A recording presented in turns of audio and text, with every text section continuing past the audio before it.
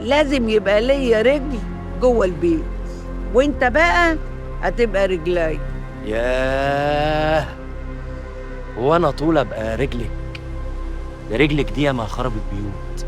نعم يرحم امك، بيوت ايه اللي خربتها؟ تستظرف. الام مدرسه. خلاص انا فهمت. انت عايزاني اجيب البت سكه وحب ولفلفه لحد ما رجلي تبقى رايحه جايه على البيت. انا عاوزه المأذون، عايزه ابو عمه. بس انا مش جاهز يا ماما. ومن امتى يا روح امك كنت جاهز؟ ما انا اللي ايبتك وخليتك كده، واللي جاي انا اللي هعمله لك كله لغايه لما ننول المراد من جوه.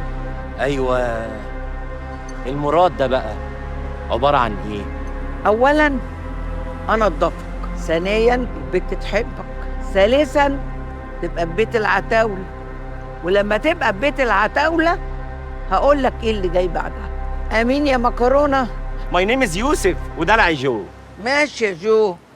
بقول لك يا بيشو، خد الواد ده في المستخبي كده تحت كتافك، وتطلع بيه من الحاره من غير ما حد يلمح، وبكره ان شاء الله بمشيئه الله الواد يخش الحاره بزفه ما حصلتش.